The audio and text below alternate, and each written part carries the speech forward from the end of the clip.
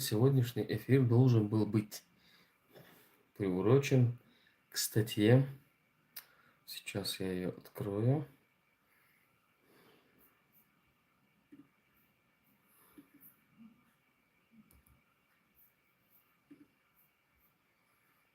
Пока люди собираются.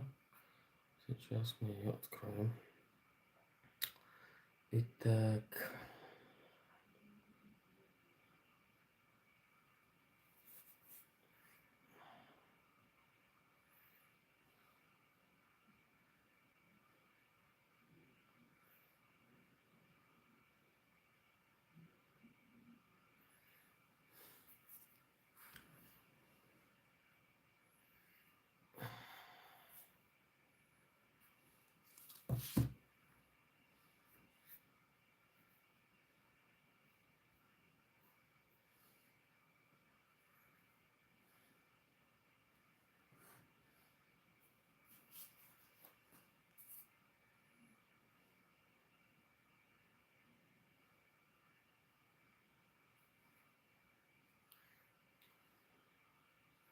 Подождем, пока люди соберутся, и мы начнем начало.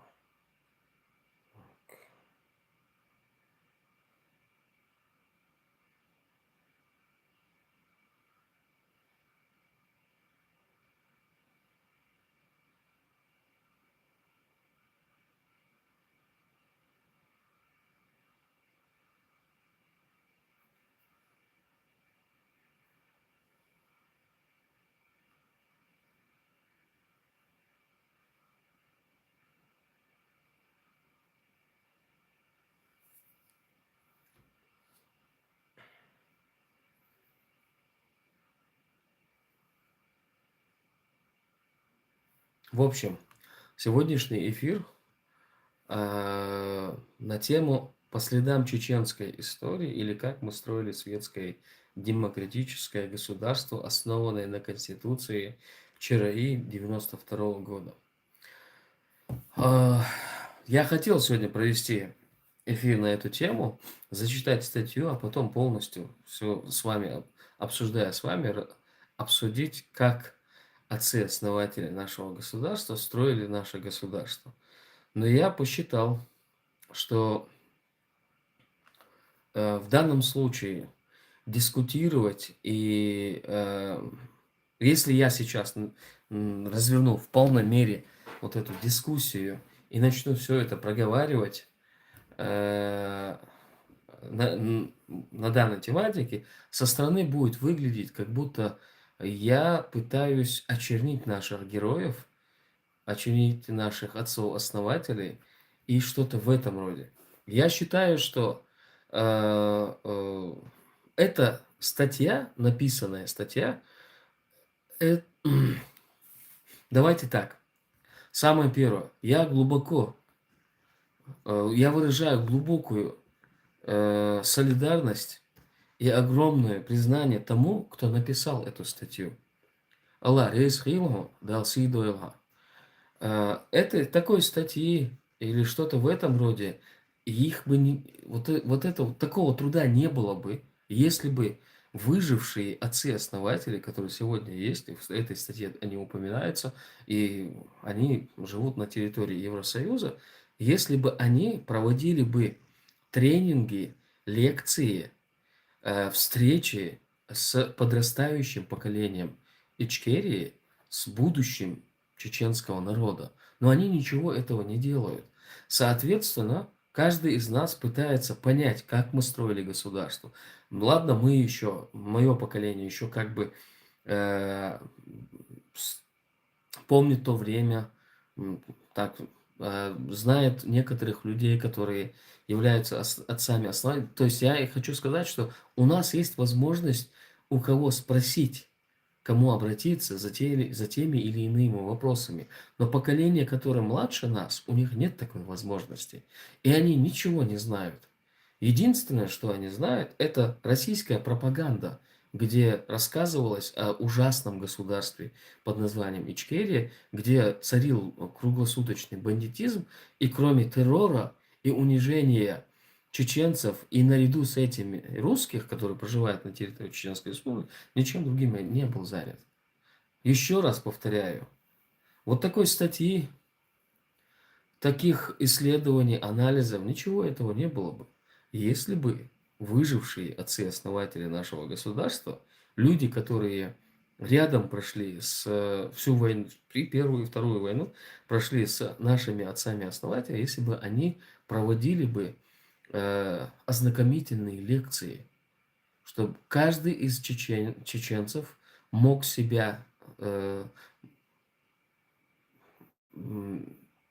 как бы провести посредством, вот, пройти по этим коридорам истории нашего современного государства устройства. Но этого ничего не сделано.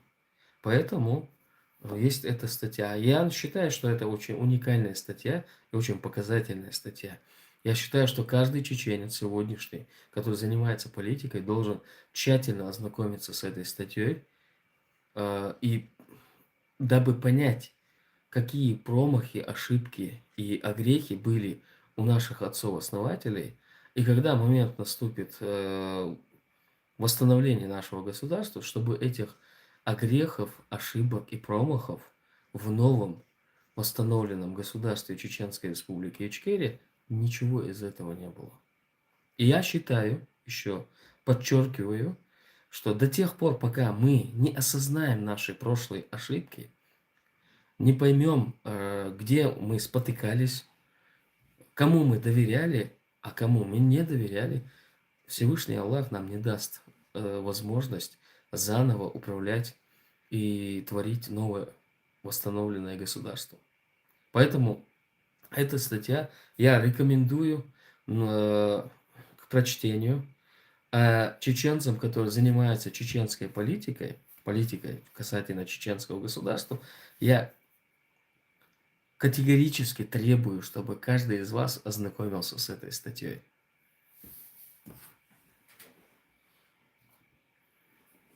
Поэтому очень важно, чтобы вас не обманули российские либералы, чтобы не вам рассказывали российские либералы о том, что происходило в период возникновения Ичкерии, межвоенный период.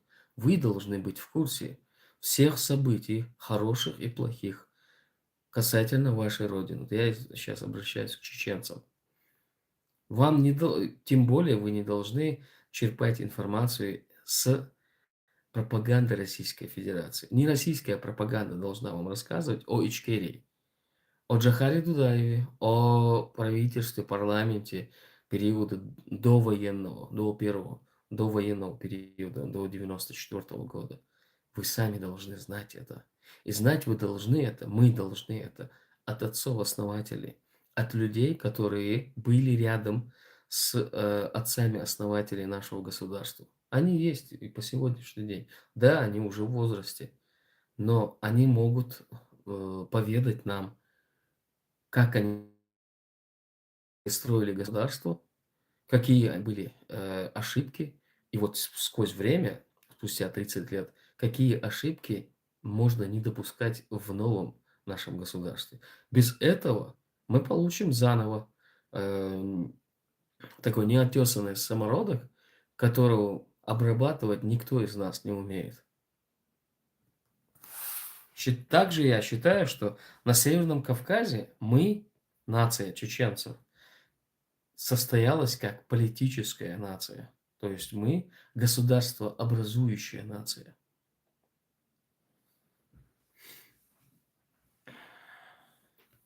Поэтому советую вам прочитать эту статью. Не бегло прочитывать. Тут еще проблема нынешнего поколения чеченцев. Каждый, если вот посадить 10 чеченцев и дать им прочитать эту статью, то появится 10 мнений, которые абсолютно не совпадают, не повторяются. Вот это тоже проблема у нас. Большая проблема. И я бы сделал, если бы у меня была возможность, я бы перевел эту статью на разные языки. Потому что подрастающее поколение, мы знаем, знает английский, знает французский, немецкий, датский, финский, все, можно сказать, европейские языки они знают. И порой бывает так, что они на восприятие, у них эти языки лучше идут, чем родной или русский.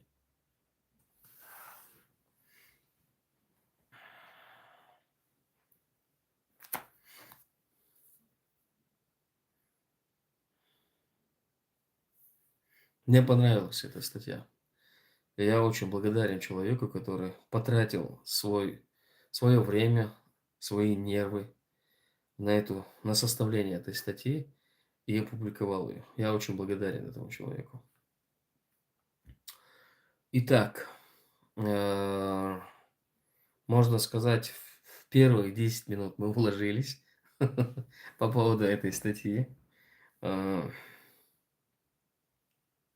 Вот, дальше мне бы хотелось с вами... Так, где бы это найти? Давайте поищем в Ютубе.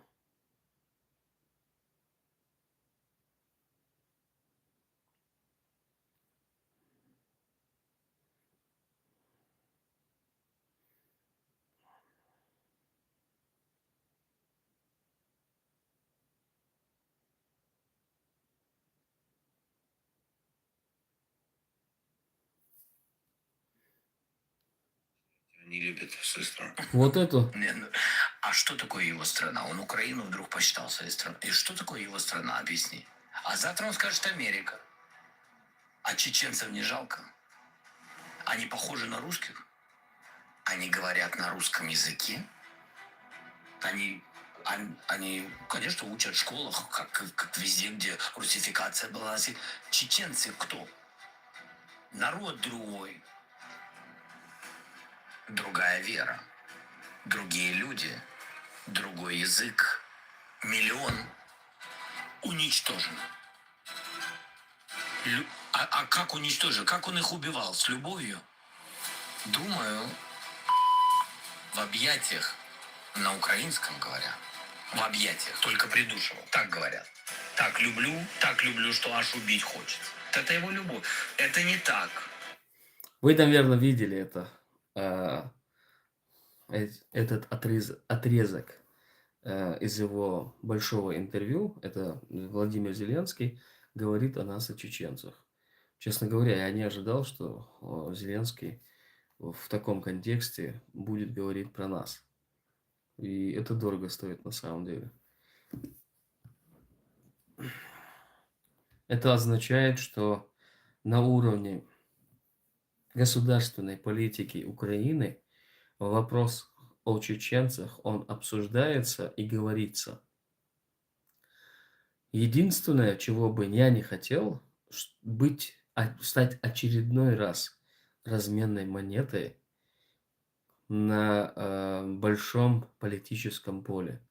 Нас много раз как разменную монету использовали разные страны и разные политики. Я надеюсь, Владимир Зеленский абсолютно искренне про это говорит и понимает, о чем он говорит. Потому что для нас слышать из уст президента страны, который сегодня ведет активную фазу боевых действий по отстаиванию своего государства, это очень дорого стоит на самом деле. Потому что, во-первых, он дает интервью западному журналисту, его слушает весь мир, каждое его слово переводится на сотни языков и внимается и воспринимается очень серьезно. И сейчас, после выхода этого интервью, после того, как Зеленский поговорил, рассказал про нас, сейчас мяч на нашей стороне, а мы сейчас должны показать себя. Не в плане того, что я сейчас никоим образом не намекаю на то, что мы себя не показывали. Да, мы себя очень сильно показывали. Но на таком уровне о нас очень давно не говорят. Именно в контексте террора, именно в контексте Российской Федерации, именно в контексте целого народа, против которого ведется геноцид в современной истории. Сейчас наша очередь показать себя. Мы должны на фоне всего этого еще более активно вести нашу деятельность, показывать, что мы, чеченцы, не покорены, что мы, чеченцы, боремся и отстаиваем свою независимость, что мы, чеченцы, всегда были и есть и будем стоять на истоках своего государства. Что то, что сейчас происходит на протяжении 15 лет на территории Чечни, это такое временное явление, по которому невозможно судить весь народ. Чеченцы много раз показывали, что Российская Федерация никогда в жизни их не покорит.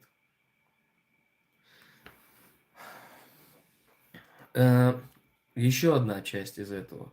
И считаю, что если бы чеченцы, рискуя своими жизнями, рискуя с жизнями своих родственников,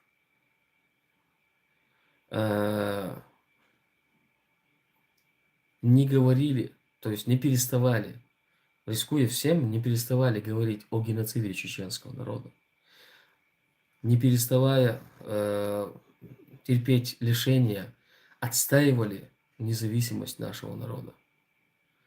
И не рассказывали бы всему миру, пытались бы показать всему миру, что из себя представляет Российская Федерация, через что прошли чеченцы во время войны, через что чеченцы прошли во время плена, через что чеченский народ проходил, когда тотальный террор был на территории Чеченской Республики. Вот этого высказывания со стороны Зеленского в отношении нашего народа, его бы не было. Поэтому я выражаю благодарность каждому чеченцу, кто, рискуя всем, вопреки всему, говорил правду, отстаивал интересы нашего народа публично. Сегодня чеченцу выступить публично и сказать правду, это все равно, что встать перед врагом и дать себя убить. Это одно и то же сегодня.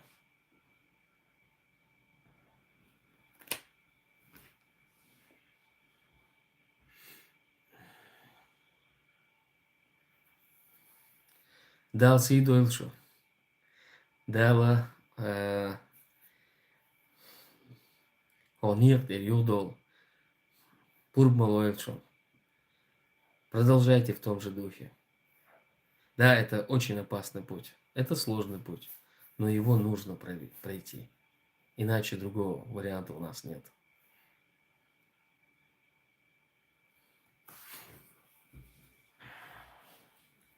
И еще можно извлечь из выступления Зеленского. Это как бы такое послание кадыровцам. Что бы вы ни делали, кадыровцы, чем бы вы ни занимались, как бы сильно вы ни прогинались перед Российской Федерацией, в истории останутся только те чеченцы, которые боролись за свою независимость.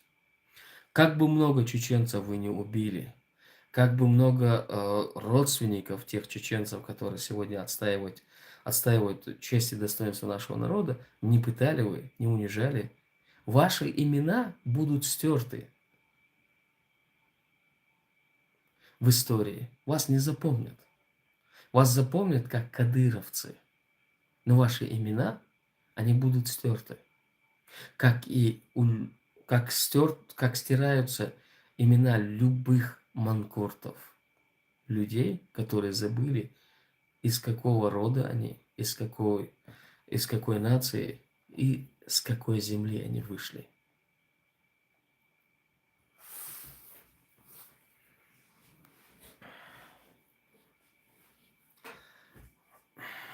И я считаю, что выступление Зеленского касательно чеченцев также показательно для украинцев.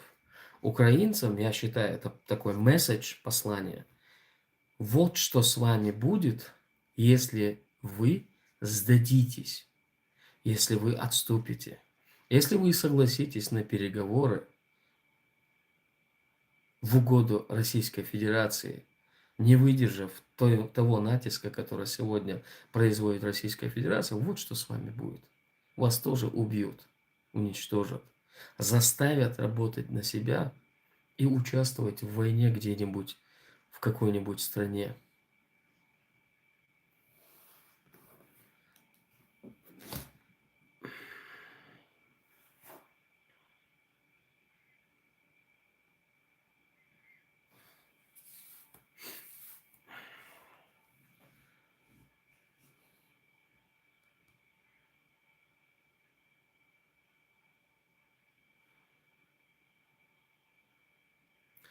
Так, меня, честно говоря, я такое сегодня у меня настроение после того, как я увидел, как Зеленский нас говорит. Я м, приятно удивлен.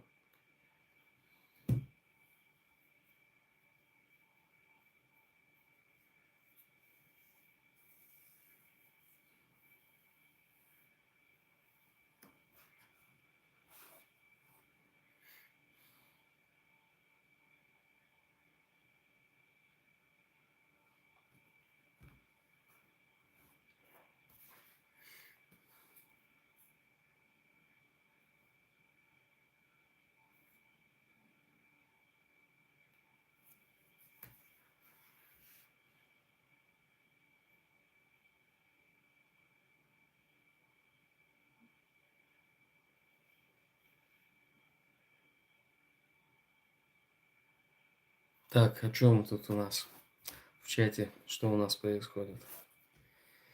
Так.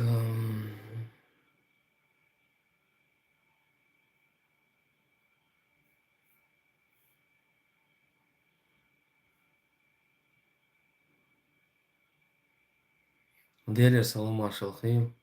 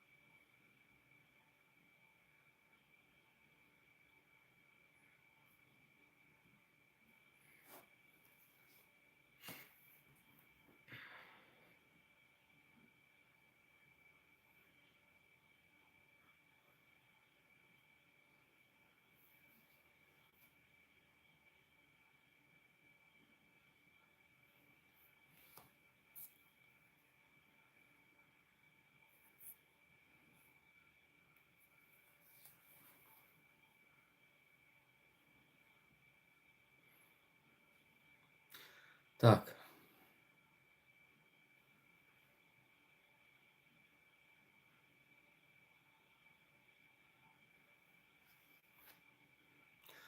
А, не могу просто не сказать, что с момента, как сбили самолет над территорией Чеченской Республики Российской ПВО, выступление Рамзана Кадырова сошло на ноль. Видимо, Бастрыкин очень сильно пригрозил ему пальцем, чтобы он не делал никаких заявлений. Надо было раньше пригласить Бастрыкина в Чечню, чтобы Рамзан Кадыров перестал появляться в эфирах.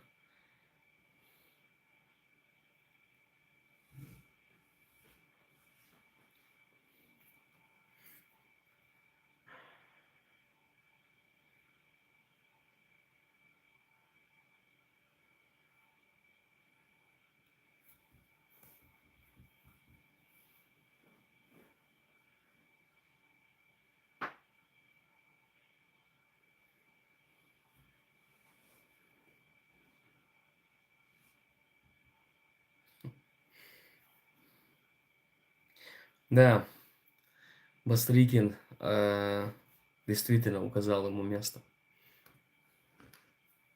В эфире нельзя говорить, какое место ему указал Бастрыкин. Ну, вы поняли.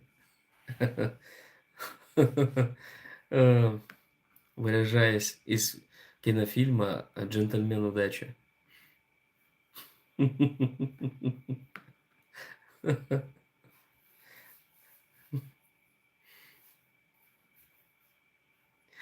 Не, Доркон, да ладно, ладно. Это реально. Вот вот он, истинный раб русского человека. Русского человека. Кроме как касательно Рамзана Кадырова. Это реально ужас просто. Пусть Всевышний каждого уважающего себя мужчину убережет от такой участи. Это ужасная участь на самом деле. Ну, Ильдар, мы в прямом эфире. Мы не можем. Единственное, можем сослаться. Вот советский фильм «Джентльмен удачи».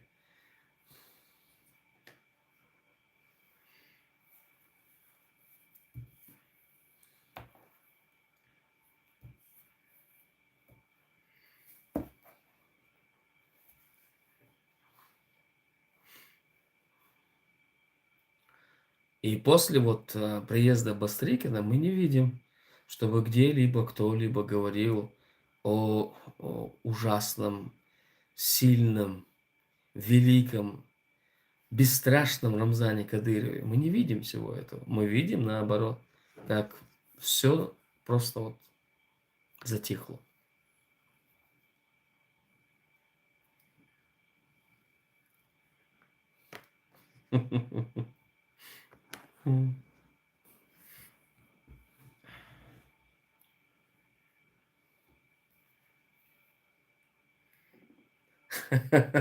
Да-да-да, точно.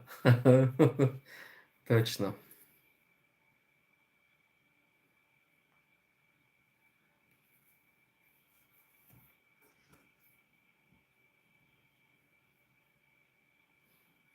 Так, в фильме «Бригада» Саше Белому сказали, что Россия должна помочь ворам в законе передать в Чечню оружие. Смотрели отрывок фильма, да?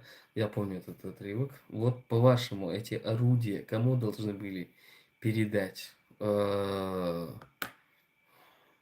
Если я правильно помню суть этого отрезка, то Российская Федерация должна была, типа, продать нашим оружие.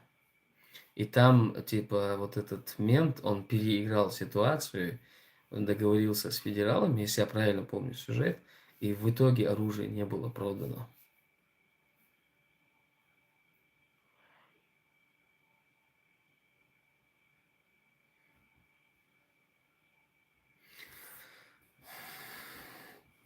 Как думаешь, Ингушетия будет война, так как она меньше всего оккупирована русскими, а Оушо депортировал русских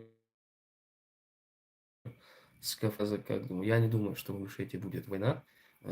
Какие-то мелкие стычки возможны, но чтобы вот полномасштабная крупная война, ее, скорее всего, я никоим образом не вижу.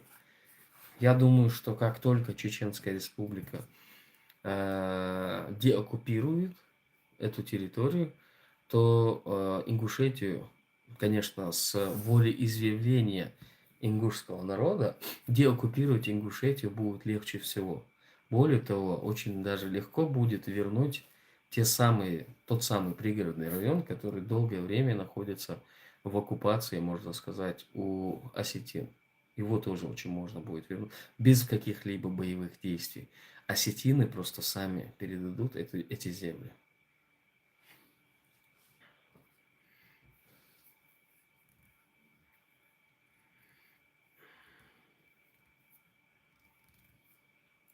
Я не углубляюсь в эти территориальные как бы споры, межевания или что-то в это. Я вот знаю, что вот пригородный район, он должен быть возвращен Ингушетии. Вот дальше я не углублялся в эту историю.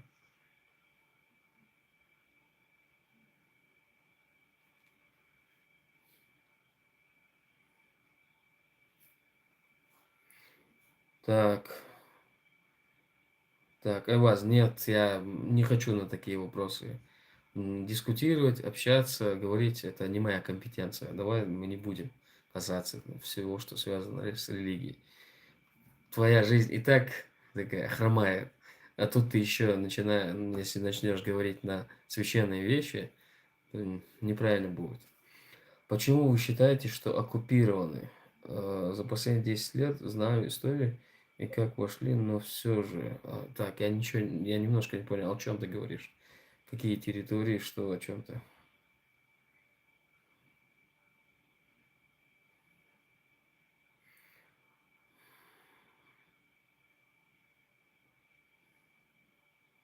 Так, моего родственника из Киева, который мог доказать, убили и сожгли все документы, но еще остались документы осетины и русские убили. Далге что Илсон, далде колвали заняло.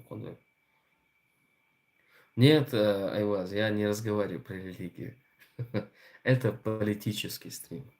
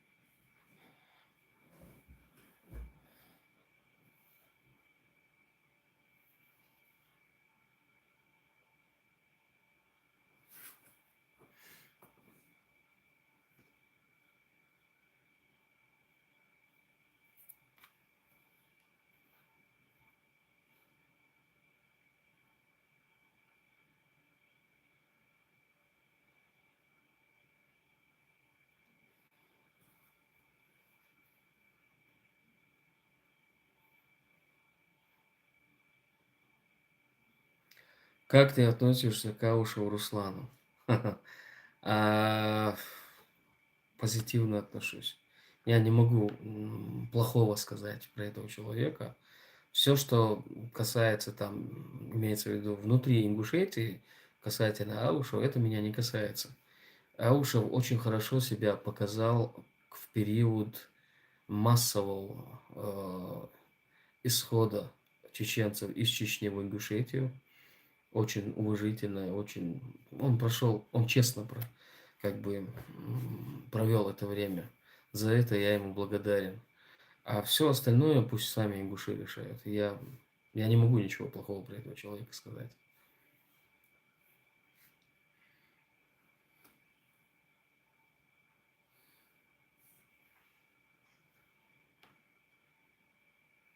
Айва, взаимно. Тебе тоже.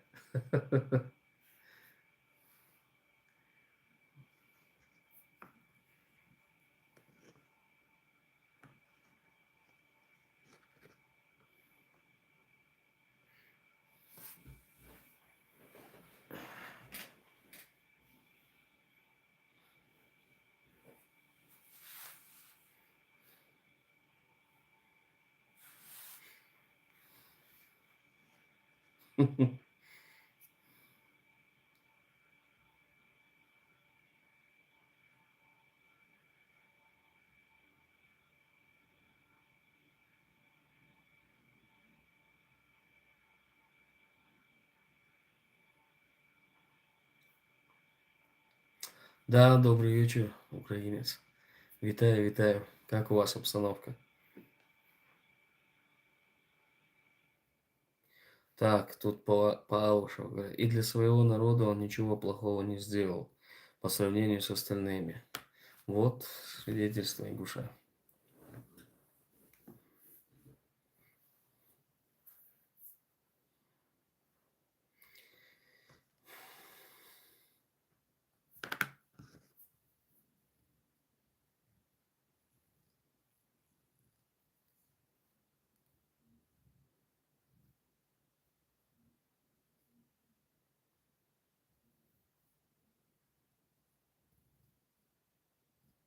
Валейкум ассалам.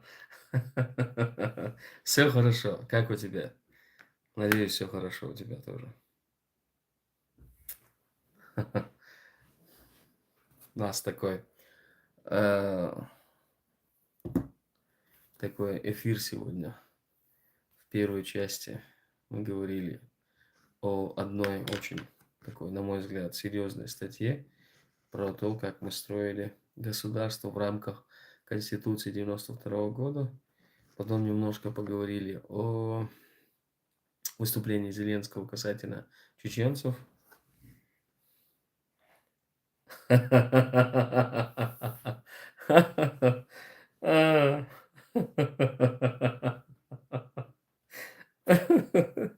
Вот вы задаете такой вопрос.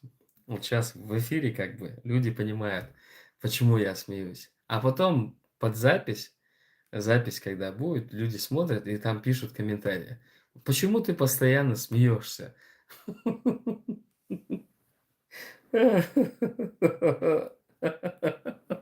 Айваз, амин, амин, амин. Аллаху акбар. Ой, ладно. А, как вам Хасмагомед Хаджимурадов? Каждый чеченец уважает этого человека за его труды.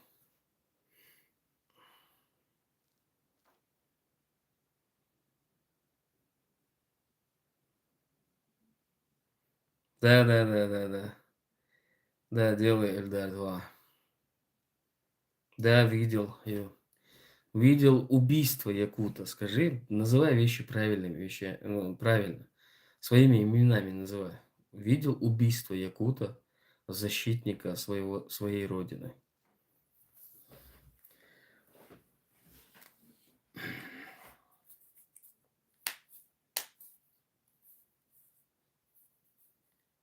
Ва алейкум ассалам ва рахматуллах. Новый.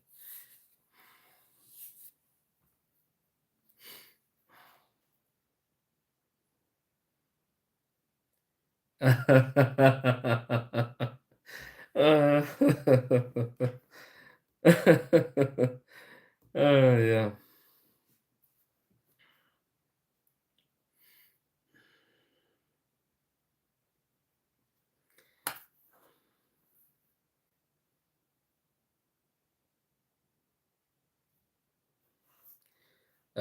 Тут, видимо, человек не понимает. И либо ему мало лет, либо он вообще не понимает, о чем пишет. Тут под ником Bad Guy.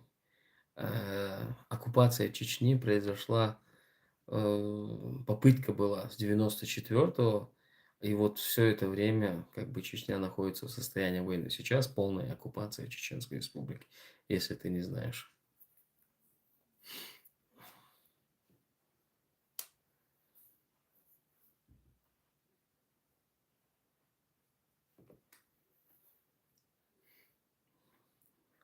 Этот вопрос про аварцев спроси у аварцев, будет честнее.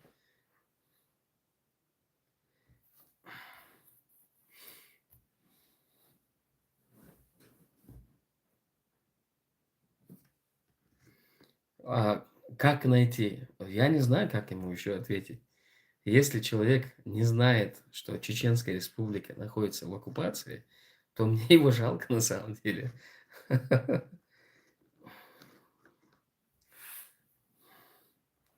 Ты знаешь, Руслан Миронов, знаешь, кто вот точно так же такие слова говорил? Когда же вы уже кончите? Знаешь, кто говорил?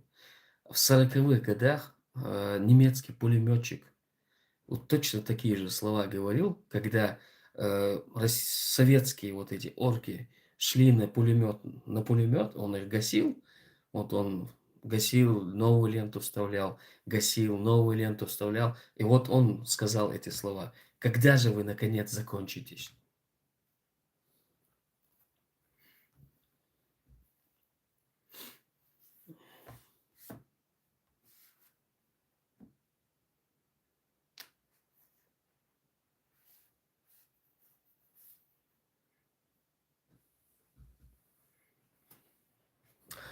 А почему вас Сталин выселил?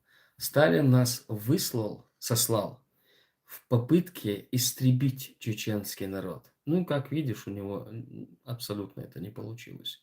Мы вернулись, У нас, во-первых, мы не исчезли как нация, мы вернулись на свою родину, восстановили свою идентичность, выучили, получили знания, и в момент, когда империя развалилась, восстановили свою государственность.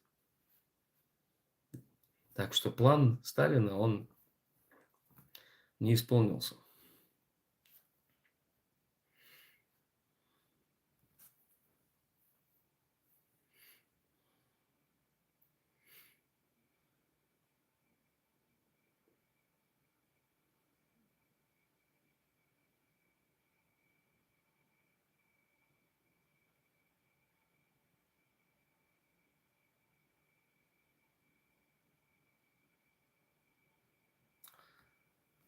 Я из Чеченской Республики. Флаги, которые стоят за моей спиной, должны как бы свидетельствовать, откуда я, кто я. Так, можно узнать, как Кадыров старший, и потом младший, наверное, ты хотел написать. Так, где-то вы пришли к власти. В период начала Второй русско-чеченской войны Ахмат Кадыров тайно выехал на территорию Российской Федерации, где провел ряд встреч с спецслужбами Российской Федерации. Тем самым он выдал некоторые секреты, которые он знал о военном ведомстве, о политической составляющей Чеченской Республики и о видных наших деятелей, наших героев нашего народа. Тем самым помог Российской Федерации составить такой грандиозный план, можно сказать, если его так можно сказать, по физическому устранению наших лидеров, наших воинов, наших героев, наших защитников. В подтверждение его слов послужила сдача Гудермеса в декабре 1999 года Сулимом Ямадаевым, бригадным генералом Ичкерии, один из приближенных Аслана Масхадова. Аслан Масхадов тогда не мог допустить мысли о том, что Сулим Ямадаев и его брат Руслан Ямадаев станут предателями. Тем самым одним махом такая разделилась, стало две ветви предателя, которые состояли из предателей. Одна страна – это силовой блок в лице Сулейма Ямадаева, политическая составляющая в лице Ахмад Хаджи Кадырова. И на фоне этого началась разворачиваться вот эта машина, где они, то есть получилась такая рука об руку. Российской Федерации нужно было покорить чеченцев, а предателям чеченского народа доказать свою лояльность. И в этом процессе они, друг другу помогая, укрепились на равнинной части Чеченской Республики. Если так коротко.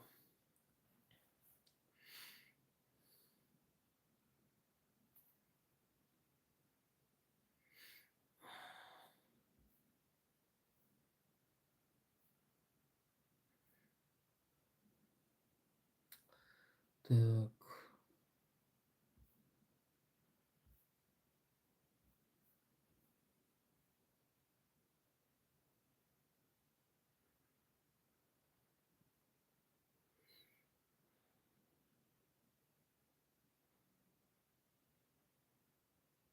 А как может быть оккупация, если люди в Чечне стали жить лучше?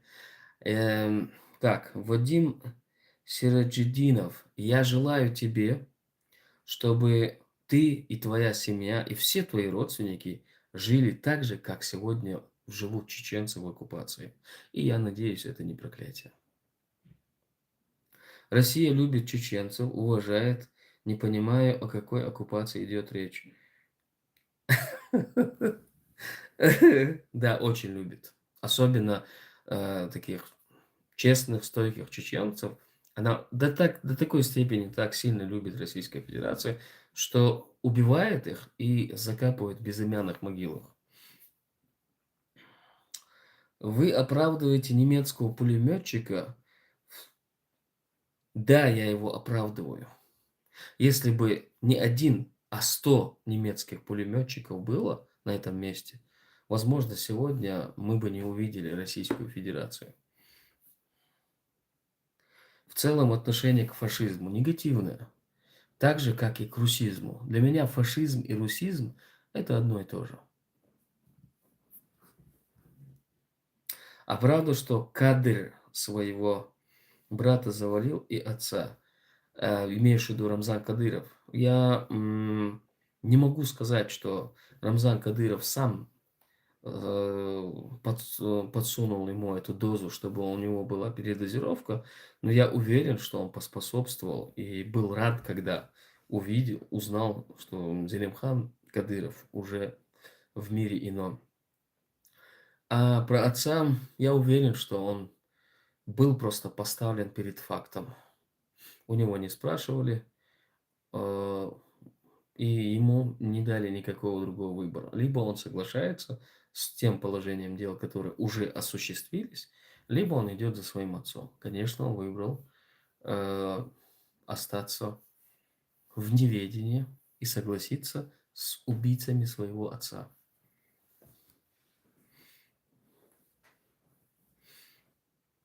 Так, а за Ямадаева что скажешь? О, Ямадаевы первыми начали проливать чеченскую кровь. Ямадаевы помогли Российской Федерации, э, можно сказать, в равнинной части перехватить инициативу.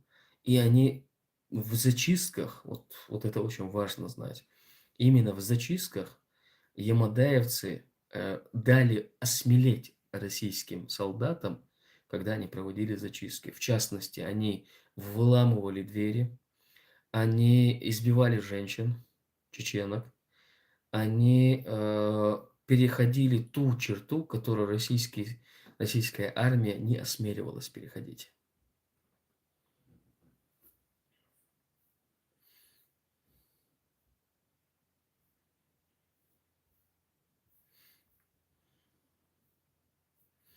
Так, что у нас тут еще?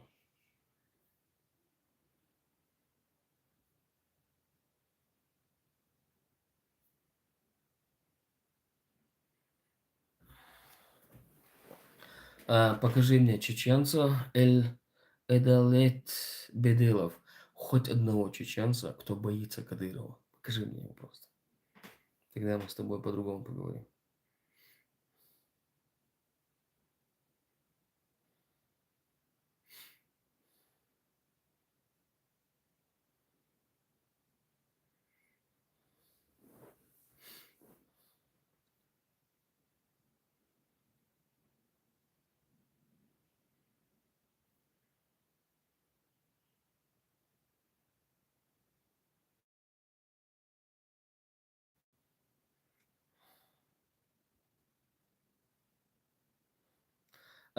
Кучу, модератор, Волшу. Как найти? Модератор, вообще, был Хабиб, он самогатия. Так,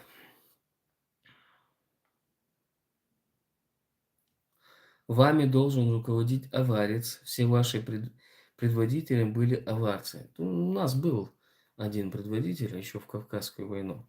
25 лет мы, поверив ему, воевали с царской Россией. И после 25 лет этот человек просто сложил оружие, перешел на сторону врага и стал предателем. Больше аварцам мы в этом плане не доверяем.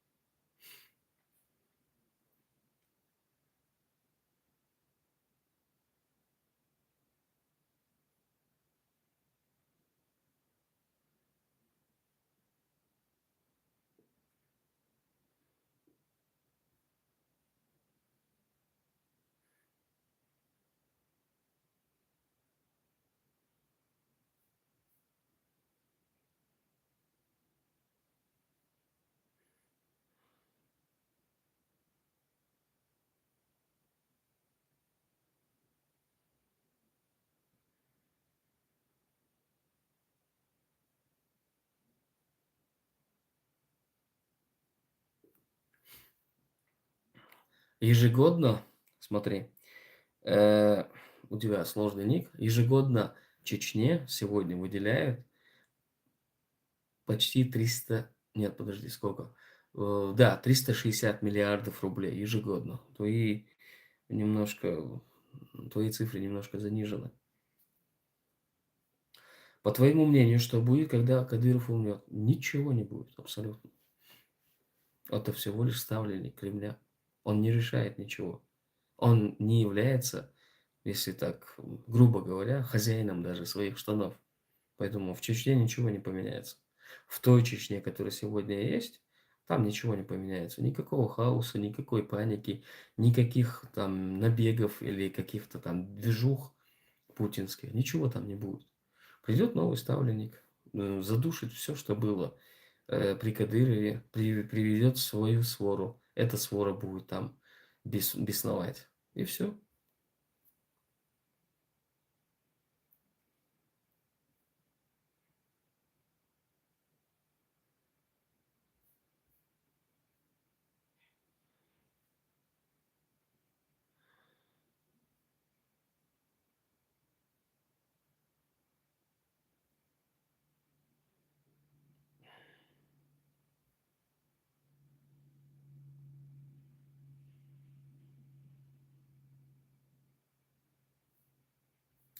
Так, больниц, домов, пособий, но нет, где эти миллиарды? Часть, подавляющее большинство, ну, большая часть этих миллиардов возвращается Рамзаном Кадыровым обратно в Москву. Какой-то процент оседает в его кармане. И все.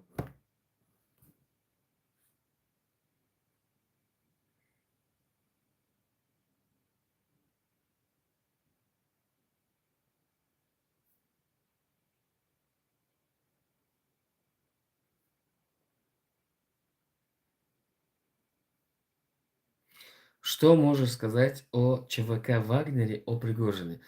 Э, Сейчас уже не имеет никакого смысла.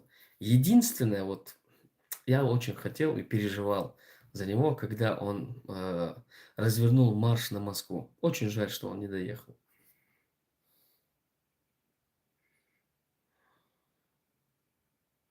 Так, так, оставлен ли кто-то из сыновей или из его кентов? Абсолютно нет. Это не вписывается в планы федерального центра. Нужна полная русификация Чечни. То есть, перефразирую, нужна полная русификация Кавказа. А это возможно сделать посредством русификации Чечни. Запомните, Чечня является центром Кавказа.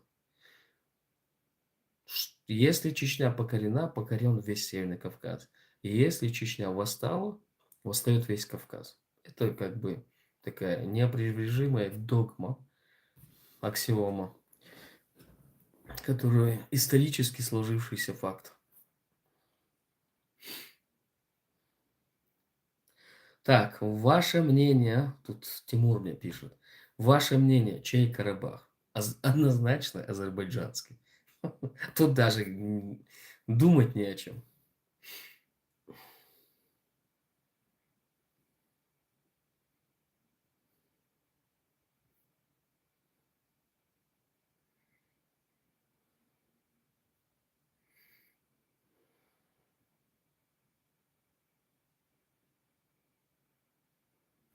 Соскучились по войне, к сожалению, не всех шайтанов уничтожили, но больше шайтаны не поднимут голову в Чечне.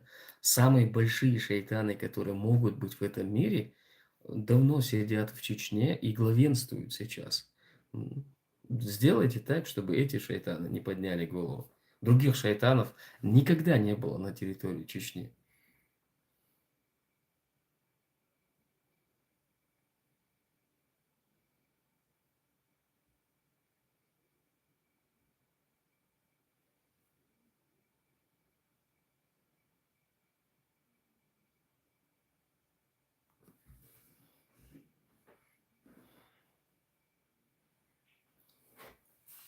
Какие отношения между Дагестаном и Чечней? Я бы хотел сказать братские, но недавно в одном стриме где помимо меня участвовало много людей, и был один парень дагестанец. Он уверенно так, в лед мне сказал, что не считает чеченцев своими братьями, и вообще дагестанцы не должны нас считать своими братьями. Я надеюсь, что у дагестанцев, настоящих дагестанцев, которые проживают на территории Дагестана и как бы м, принимают тот факт, что мы являемся не только их соседями, но и братьями, признают нас братьями, братьями по вере и считаются с нами. Я надеюсь, не все дагестанцы, как этот парнишка русифицированный. Так, так, а кому принадлежит город Грозный? Чеченскому народу. Город Грозный всегда принадлежал чеченскому народу. И если ты мне не веришь, спроси у тех воинков, которые горизонтально лежали на улицах города Грозного.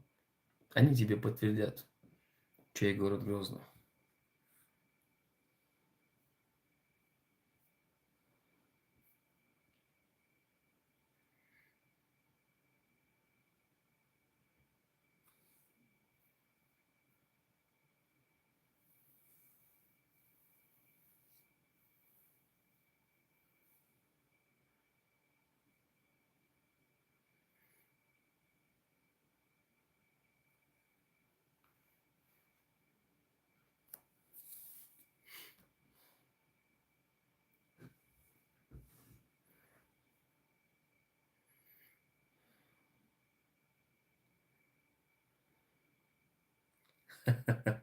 Алия Андреевна, успокойся. И это не религиозный канал.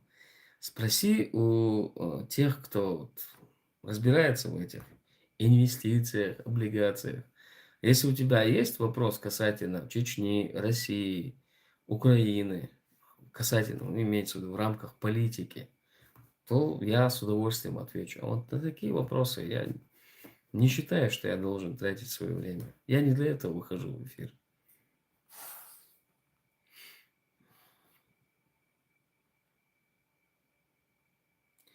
А город Грозный, станица основана русскими казаками, выдает интернет. Что угодно пусть выдает интернет. Земля, на которой стоит город Грозный, принадлежит чеченцам. Кто владеет землей, тот и является хозяином.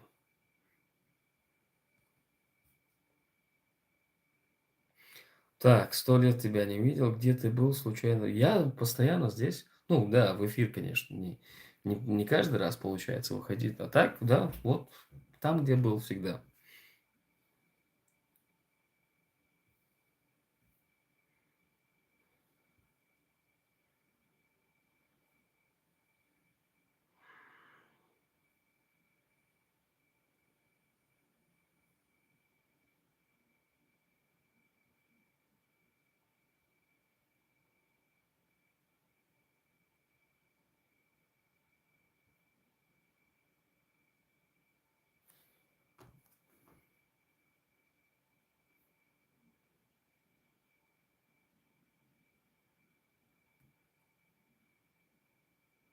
Так, ассаламу алейкум, случайно наткнулся на тебя.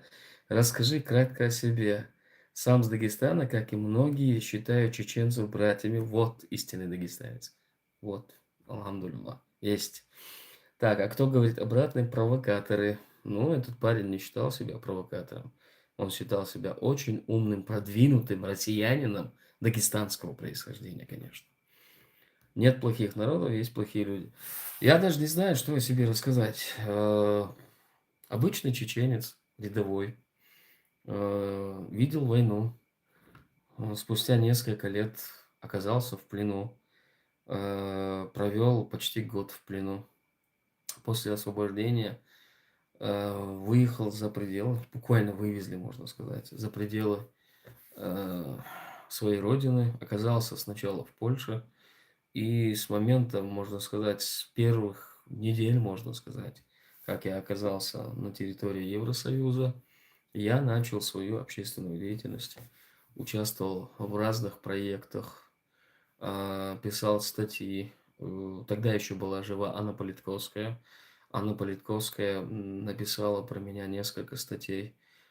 Эстемирова, Наталья Эстемирова. Правозащитные организации целиком и полностью как бы были на контакте, на связи и взаимодействовали. Все это время вот.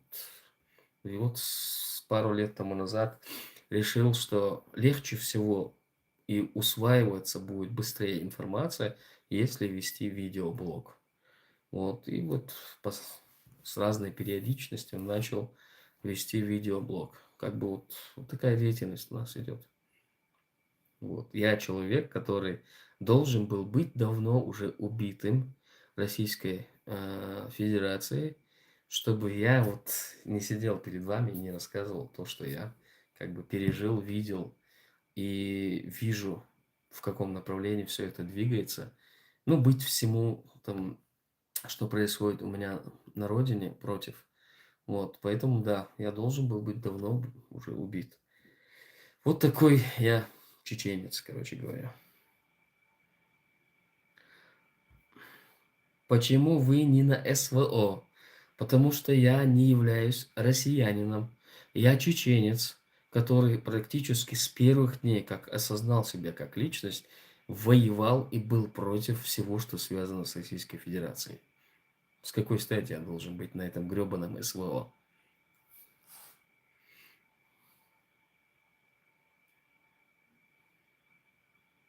Так, не живется вам спокойно, земли хватит всем. Да, Алексей, согласен. Как только из твоего тела выйдет душа, тебя очень быстро похоронят. Это да, согласен. Джохар Дудаев пишет. Заметьте. Что означает Ичкерия? Джохар Дудаев пишет. Смешно. Смешно. Я всегда знал, и каждый чеченец знает, что у Джохара Дудаева был острый ум. И он такой, острый юмор у него был. Вот доказательство, что означает Ичкерия.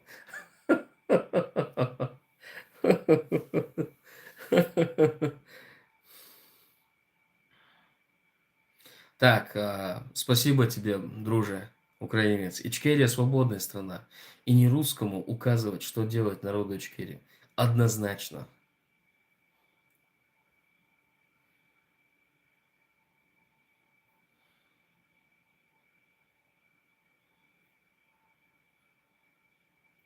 Так, на Бишбармак приедешь в будущем, если будет возможность? С удовольствием приеду. С удовольствием. К сожалению, моя судьба сложилась так, что я могу посещать страны, у которых нет договоренности с Российской Федерацией. Я бы с удовольствием поездил бы по странам СНГ. Также я бы с удовольствием поехал бы в арабский мир, посетил. Для меня очень важно до конца моих, ну, пока жизнь моя не закончится, посетить Мекку. Но, к сожалению, из-за того, что между Россией и Саудовской Аравией есть договоренность, я не могу туда попасть. Я ограничен как бы в передвижении.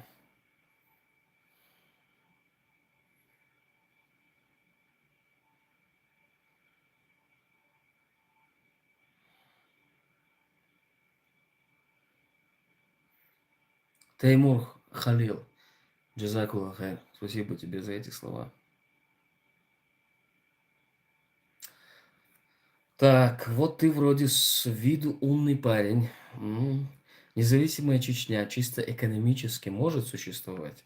Если да, обоснуй экономический свой ответ. Я тебе развернуто на это не смогу сейчас ответить. Мы как бы ограничены в рамках вот этого эфира, но я тебе так скажу. Экономически Чечня может быть независимой, однозначно.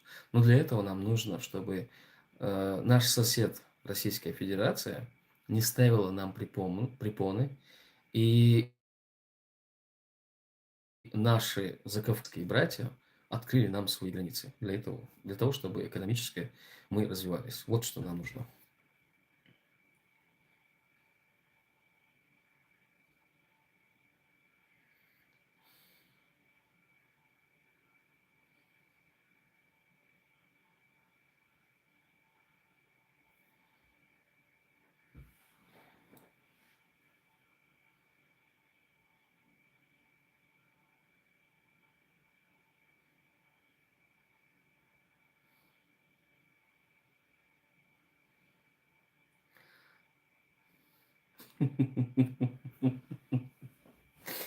Ну, какие разногласия у меня могут быть с блогером, скажи мне? Никаких разногласий.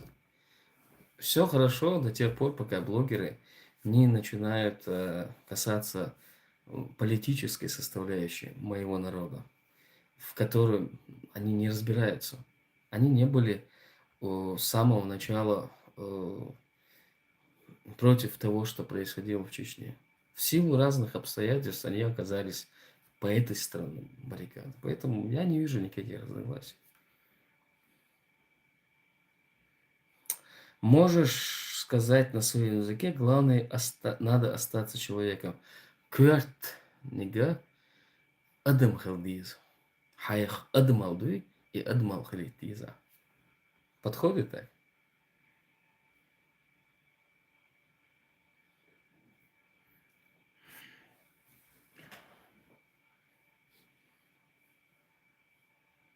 Мосо бусов сагвой Аллаху алш.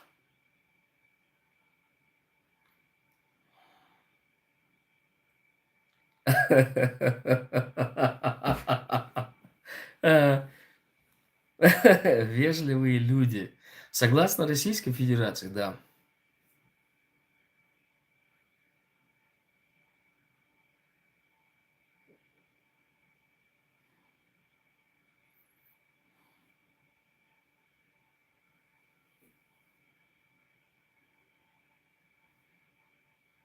Ассаламу алейкум ва галгачур. Ва алейкум ассалам ва рахматуллах.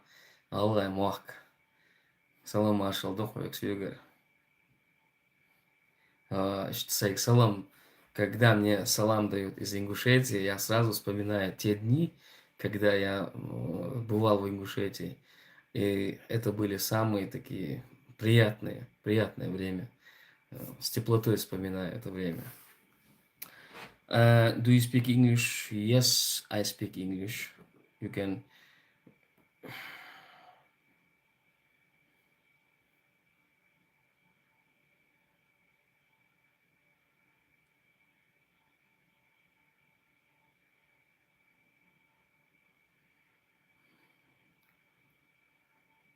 Так, лирика, конечно, но когда дело касается денег, братьев нет. У Чечни нет ни ресурсов, ни институтов. Так, дальше читать, наверное, даже смысла нету, да? Смотри, у чеченцев есть все. Земля чеченцев, она очень плодовитая. Нам достаточно своей земли. И главное, чтобы у нас Российская Федерация не появлялась на нашей территории со своей армадой. Хотя бы максимум лет 20-30. И вот все. Мы заживем лучше, чем вся Россия.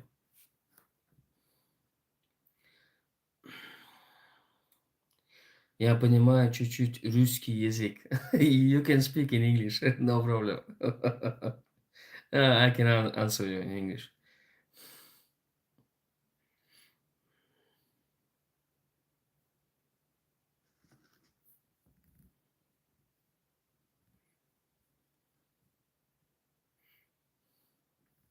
Так, ассаламу алейкум. Не будет на Кавказе никакой независимости никогда, по крайней мере, в ближайшее время. Если не в составе РФ, то будет в составе арабского халифата. Ты где-нибудь видишь арабский халифат?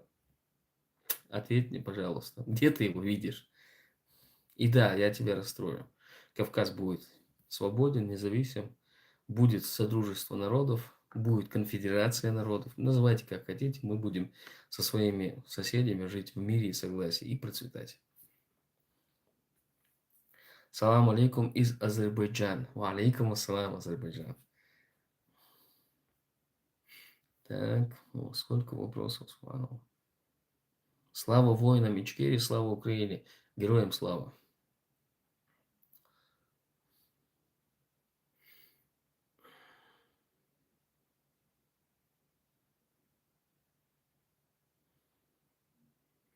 Нет, Всеслав, я не живу в Российской Федерации. Я никогда не был в Российской Федерации. Я заставлю тебя растить помидоры. Запомните этого чувака. Скинь мне свои данные. Вот. Когда независимость придет, мы тебя заставим помидоры выращивать.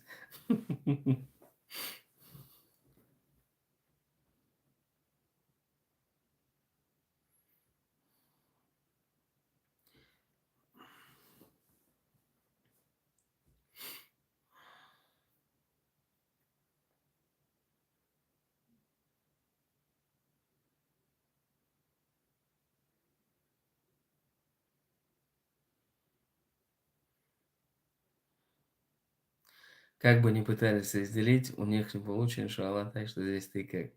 Allah разрешился, что всегда.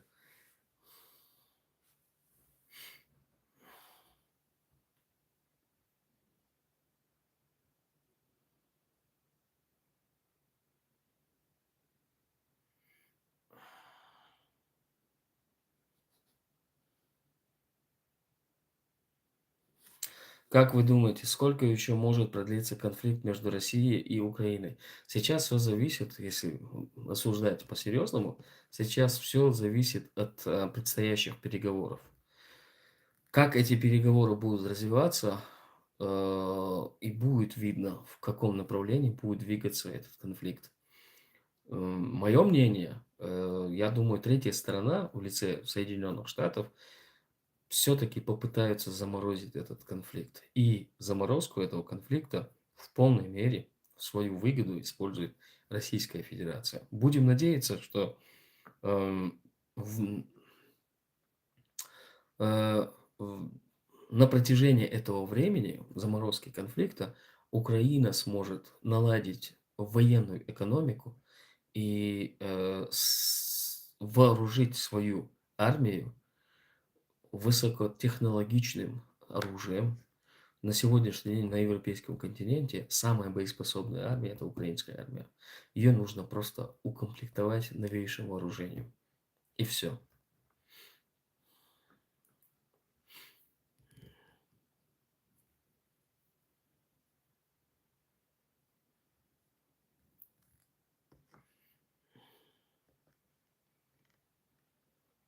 So I studied security one year. I have big respect for Chechemio. I know your president. No, no, no, no, no, no, no, no, no.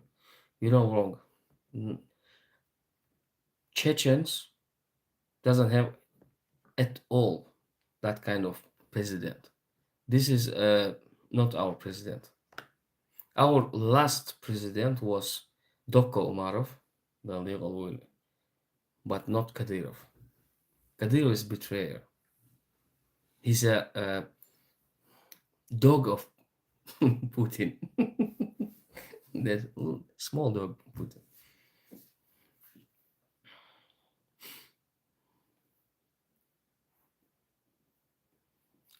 Так, отвечу вот этому человеку.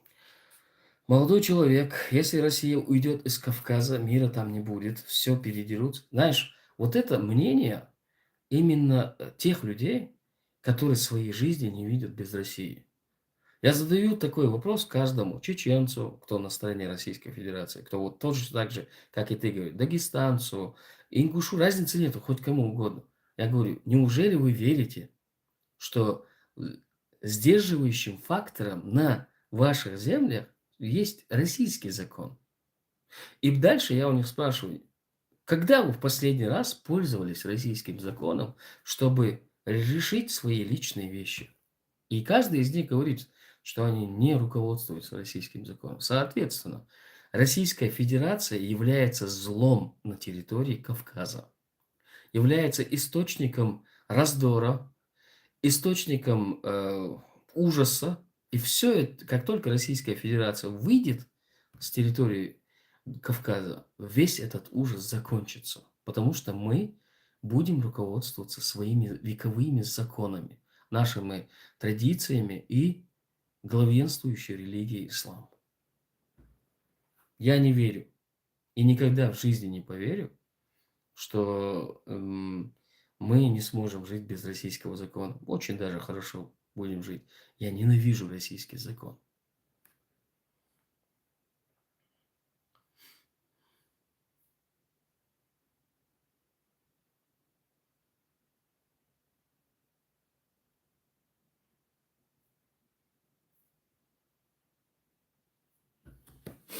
Саваш, какое будущее у Кин и поддерживаешь ли ты их взгляды? Я знаю некоторых из, ну, лично знаком с некоторыми из Кин.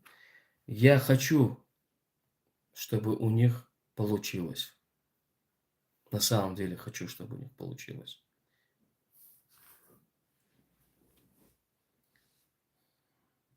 Я надеюсь. Так.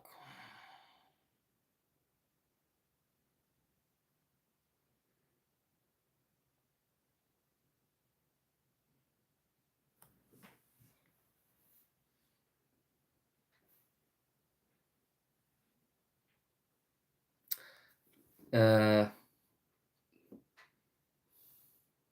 Татьяна, иди валерьянку выпей. Этот вопрос не ко мне. Я не приветствую. Я не хочу, чтобы мои соотечественники жили на территории России. Я не хочу, чтобы мы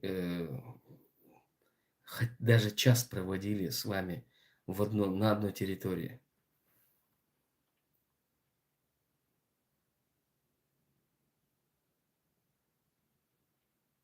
Артем, валейкум салам.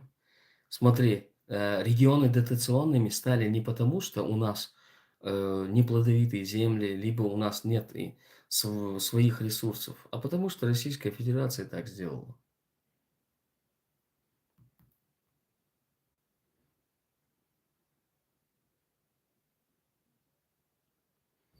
Как найти? Админ. Догмадел, а вы же Мацина.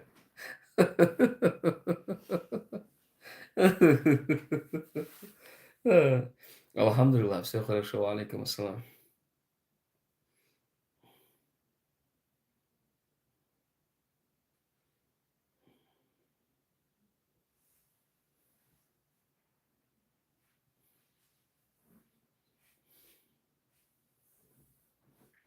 Ну а как? Какие ресурсы Кавказ может самостоятельно развивать?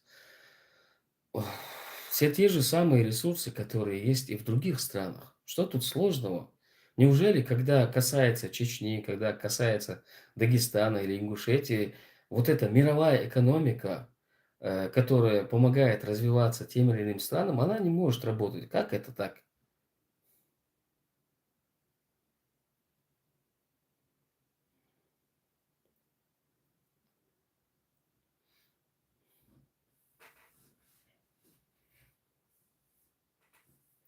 Дорогим братьям-чеченцам привет из Азербайджана. Да, добрый вечер.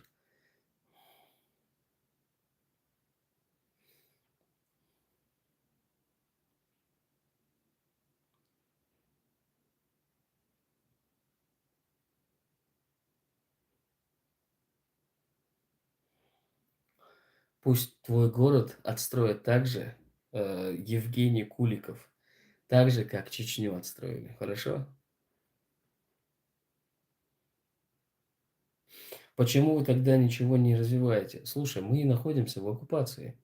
Чеченская республика на сегодня 120% дотационный регион.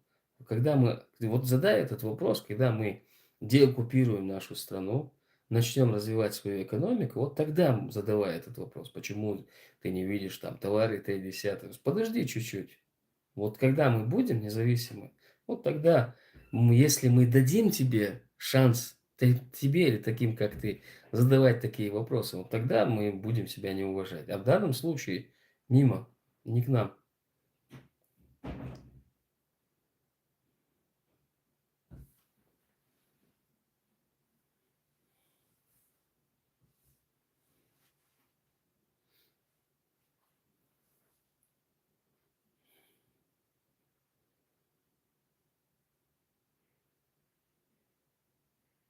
Юрий Усов, если тебя притесняют феминистки, моргни, мы тебя спасем.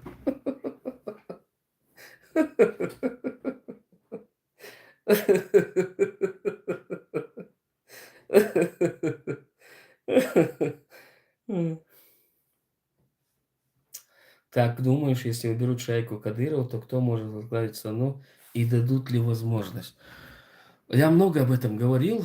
и не перестаю об этом говорить, что шайку Кадырова сметут, и на его место, если допустить, что Чеченская Республика все так же будет находиться в составе Российской Федерации, то на его место приведут какого-то отставного генерала российской армии.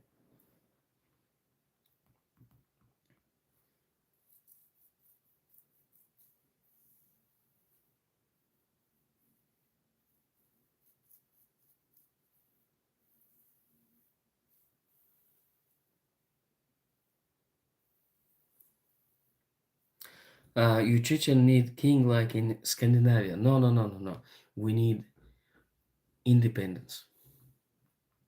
That's it.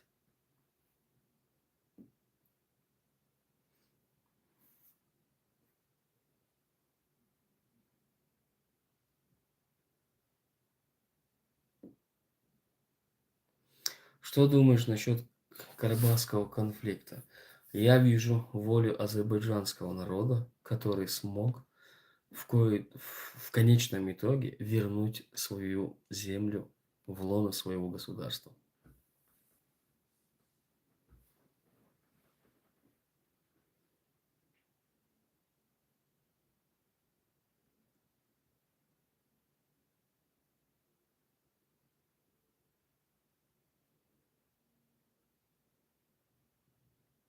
Я не являюсь...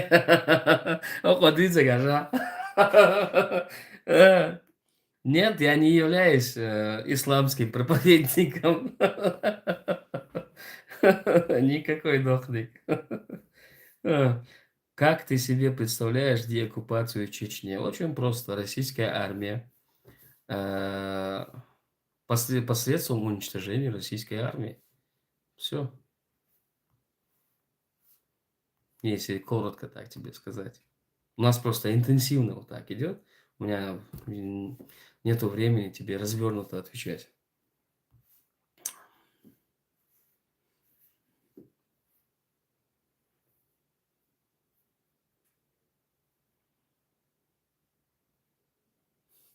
Дружите с русскими, как раньше при Союзе, и у вас будет зеленый свет. Смотри, давай я тебе посоветую дружить. Подружись с маньяком, который убил твою семью. Подружись с садистом, который пытал твоих, не знаю, твоего брата, отца, сестер, мать. Подружись с ними. И все будет хорошо у тебя. Подружись. Что тебе мешает?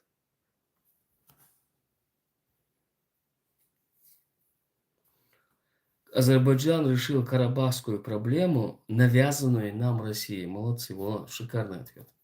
Очень даже шикарный.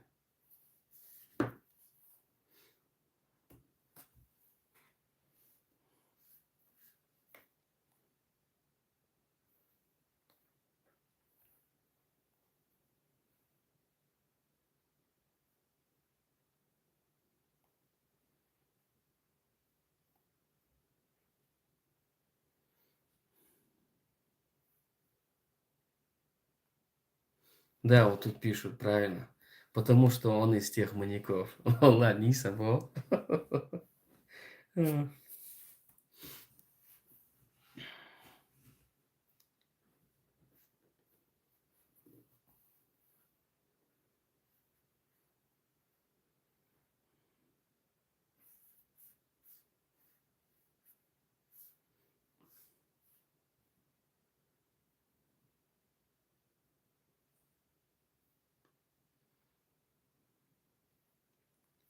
Тут интересный вопрос. Как ты относишься к тому, что сын Кадырова генерал? Это позор вам, россияне. Если такое у вас происходит, да что говорить, у вас академик Кадыров. Вам позориться вообще не проблема.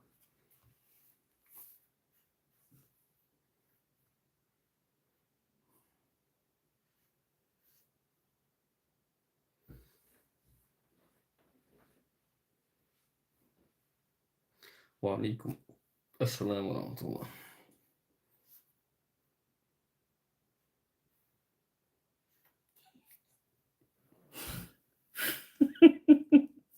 Клянусь, это Джамбетов пишет. Это однозначно Джамбетов пишет. Вот это нужно прочитать. Судя по тому, что Кадыров пригрел у себя ичкерийца Джамбетова, кажется, будто у него у самого в планах отделение от РФ военным путем.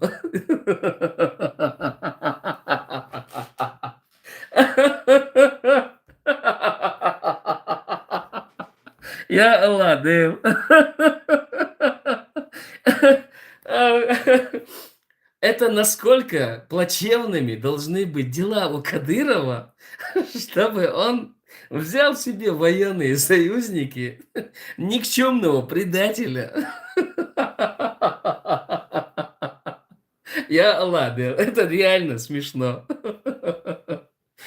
Ты меня рассмешил конкретно. Ой, Алла.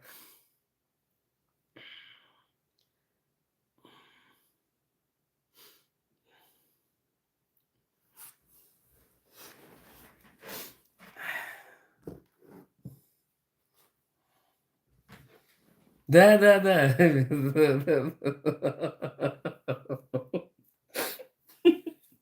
Нәнмә дала Рамзан. Бу олы ина косайны коштына отсам да шула. Тысяча положений орайнак. Дело злорю. Я ла демо тысяча положений, а я. Я.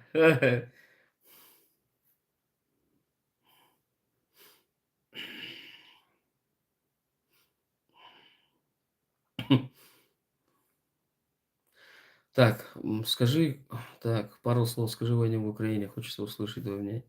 Я всецело на стороне Украины, я поддерживаю Украину, и я надеюсь на то, что Украина устоит и сможет в кои-то веки свалить это имперское зло под названием Российская Федерация и вернуться к 90, к границам 91 года. Украина сможет вернуться к границам 91 года.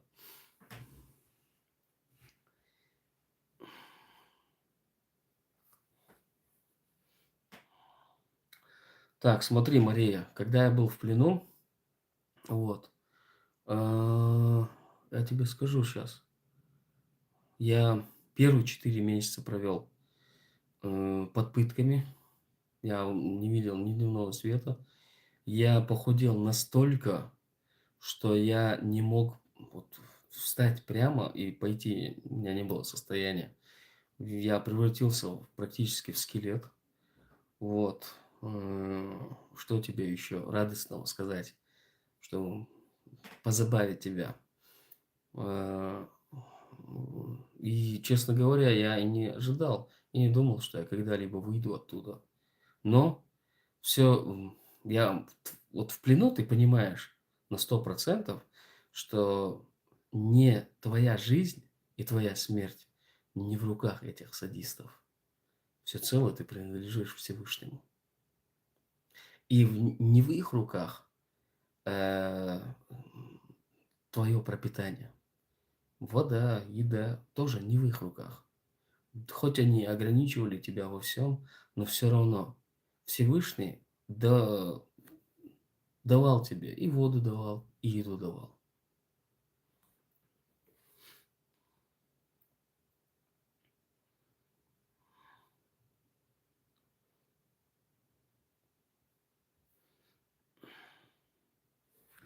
Так, приветствую вас, Муса. Можно узнать, какие у вас корни? Я просто видел некоторые ваши фото. Вы очень похожи на Русина с Западной Украины. Я что с отцовской, что с материнской стороны, из горной части Чечни, высокогорье, можно сказать. Я родом оттуда. Может, я, не знаю, похож. Ну, мои корни, можно сказать, не можно сказать, а прямо с территории, которая обозначена как Ичкерия. То есть я такой коренной ичкериец. Так, почему ты поддерживаешь Украину? Из-за того, что Россия тебе ненавистна, или же из-за того, что Украина тебе симпатизирует? Из-за того, что Украина сегодня отстаивает свою независимость против имперского зла, того самого зла, которое пытается все это время убить каждого свободомыслящего, избавленного от рабства чеченцев. Поэтому я поддерживаю сегодня Украину.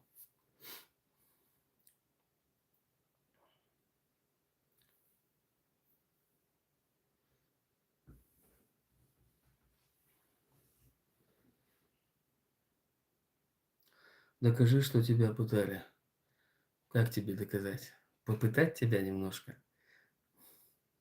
Или в твоем понимании человек, который прошел пытки, должен быть такой забитый, загубленный, такой отрешенный от этого мира? Или как ты себе это представляешь?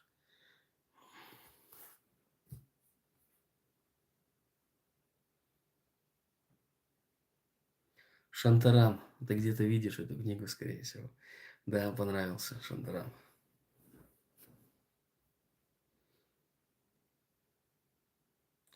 Ну вот же я уже устал это говорить. Это не шрам.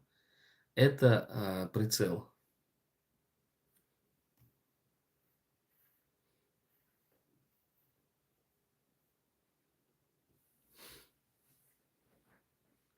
Ассаламу алейкум, мишто, тига, алейкум ассалам.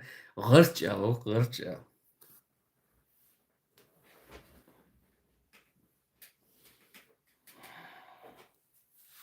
Так, не в теме немного. А кто пытал федеральные войска РФ? Да, они имели прямое подчинение к федеральным войскам. Это сначала оперативники, вот, а потом оперативно-розыскное бюро, ОРБ-2, то есть бывший 6-й отдел, бывший РУБОП. Вот, они меня пытали. Уважаешь Муцураева? Да.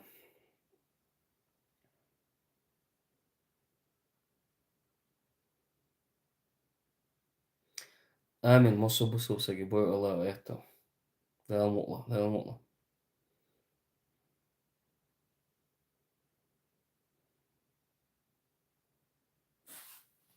Аттан, дуи вид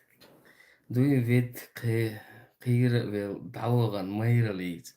Qiyra vel dawgan chun hanlu ogaan мегардон. Нет, Всеслав, я не служил в ВСУ. Я бы не сидел здесь, в Финляндии, если бы у меня был бы контракт подписан с ВСУ. Муцураев же с кадыровцами вроде. Я не видел Муцураева с кадыровцами. И нет никакое подтверждения, что Муцураев с кадыровцами.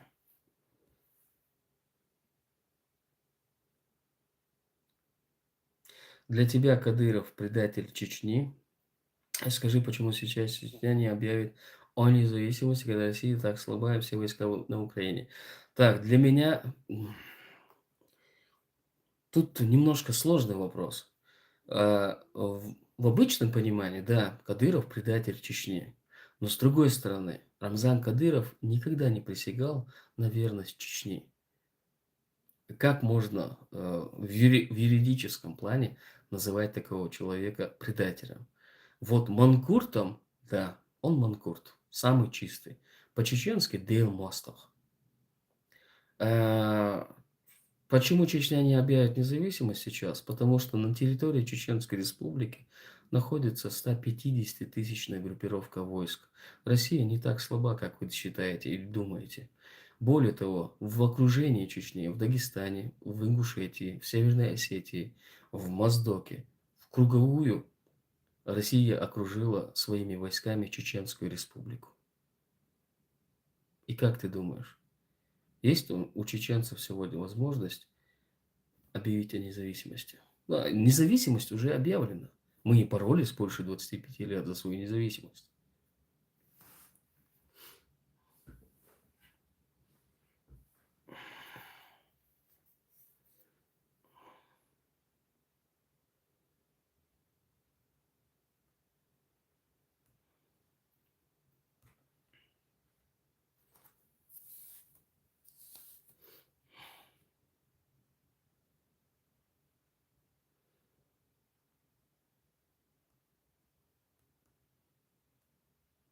Так эти 150 тысяч чеченцы. Ага, сейчас.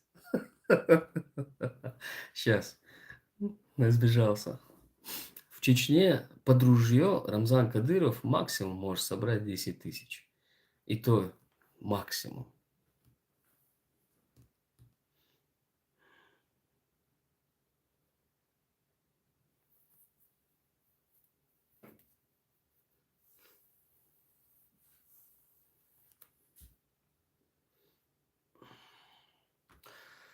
Так, у нас эфир идет уже полтора часа.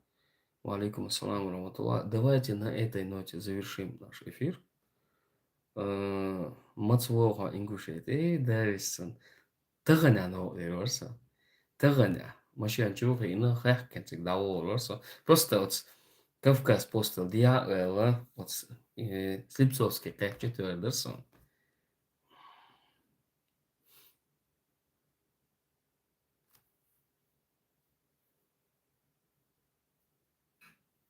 Скажите только честно, вам сильно неприятно от заявления Карпенко?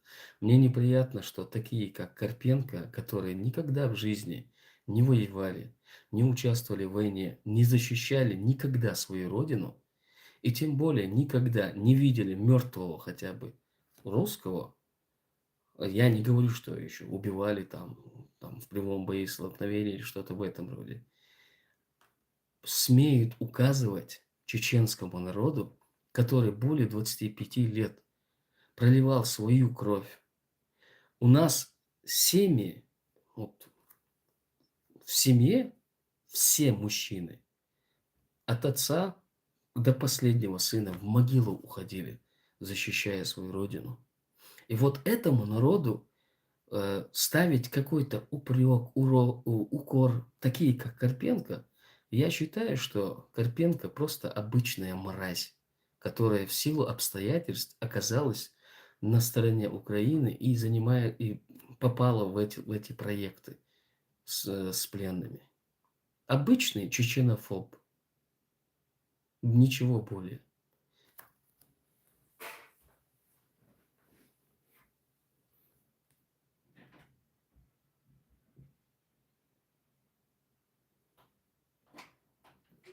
Вот. Поэтому украинцам нужно понимать, кто враг, а кто друг. И чем больше будет развиваться война в Украине со стороны России, тем сложнее вам будет видеть своего друга и своего врага.